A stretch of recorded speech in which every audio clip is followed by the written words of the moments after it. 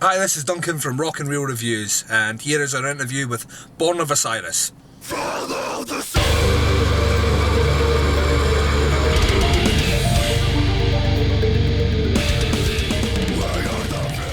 Right, this is Duncan for Rock and Reel Reviews at the Cathouse, 26th of February 2013 with Born of Osiris. So you're a couple of days into your tour now, or is it? I think it's the 4th or 5th show. Yeah, and how's it going so far? It's going great. I think the first show sold out. The other shows have been close to. Paris, London sold out. Mm-hmm. And aside from that, just the people that are coming are having a good time. Yeah. And it's cool. It's our first headlining tour. Yeah, yeah. Over here. So it's a new experience for us as well. So overall, it's just been a blast. Yeah, you quite enjoy playing kind of European countries and things like that, because a lot of American bands seem to really enjoy coming over over here, and I think a lot of like the UK fans look towards America as having, like, you know, the well-established metal scene now. Cool. Kind of look, you know, forward to having the American bands over. I don't know if that maybe reflects through crowds it and stuff. might also, like, you know, in the States with the American bands, we're touring, you know, 4 to 5 times, you know, 9 months out of the year. Yeah. We're on tour sometimes. And so when you have 9 months of the year on tour and only once or twice it's over here, it makes a difference, because I think in the States they're like, well, I could see Born of Osiris tonight, or they'll be back in 2 months. Where it's different here, you know? Mm-hmm.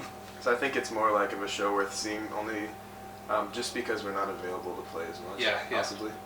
And you guys have a new album coming out this year. Mm-hmm. Is there any details you can give us? Like, have you named it, release dates? Well, nothing like that.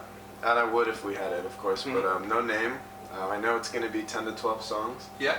We're going to go record it 2 weeks after this tour. Yeah. And with a guy named Nick Sampson's going to produce it, Mm-hmm. with Joey Sturgis mixing and mastering. And it'll be out this summer on a tour that, depending on when this interview comes out, that tour will be announced March 18th. So. Yeah. That's cool. That's Otherwise, cool. I'd say that too. Are you going to be playing any of the new material in your set tonight, or? No, we don't usually play unreleased songs live, just because, you know, it's definitely opinionated. You know, there's bands on this tour that are doing it. Mm-hmm. We choose not to, or we, you know, if people record your song and maybe it's a bad sound quality. Yeah, it goes on YouTube, and before you know it's everywhere. Yeah. Yeah, we don't want to put out any. We want the first impression to be the best possible impression that we can give of a song. So we don't usually do that, but we are going to be playing new songs on this tour tonight that we have yet to play off of our newest record, Discovery. Oh yeah, so yeah. it'll be the first time for a lot of people to see songs they've never seen before. That's cool. That's cool. And obviously, you're saying 10 to 12 songs on the new album. Mm-hmm. Do you feel that they are? Have they moved quite far afield from your last album, or are they kind of similar in vein? I'd say they're similar in the aspect of that, you know, the last record we moved into a house together. So you know, our first record, for example, we were 17, 18 years old. Yeah. And we were, you know, in high school living with our moms and stuff like that. So, you know, to try to collaborate well on, you know, music, it's a bit harder. So, you know, the last record we moved into a house together. So when, you know, a couple of us, like the drummer Cameron and I, write like the skeleton of a song, like the basis of it. And before it was hard to take it much farther than that, but now that we live together, it's like you can go next door and be like, Joe, throw some cool keyboards on this, right? Or when they do vocals, we're right there in the other room or in the same room, you know, to like say like, that's cool, or what if you tried this, or a different pitch, or anything like that. And so I think the focus that we had on the last record is going to carry over onto this one, sound-wise, but I'd say at this point we're trying to simplify it, not parts, but structure, and the fact, like, we've always been kind of an ADD style band, so if we have a part, it'll only go for like 10 seconds, and then we're done, and then we move on. So we're kind of trying to take the parts of each song that between us and the record label think would be the highlights, trying to maybe play them a couple times in the song, or like double the length of them, or something like that. Yeah, cool. So I'd say that'd be the difference between this new one and the Discovery. Like on the Discovery, there was noticeably kind of heavier sound, and I know you guys changed guitars, like 7-string guitars you moved to.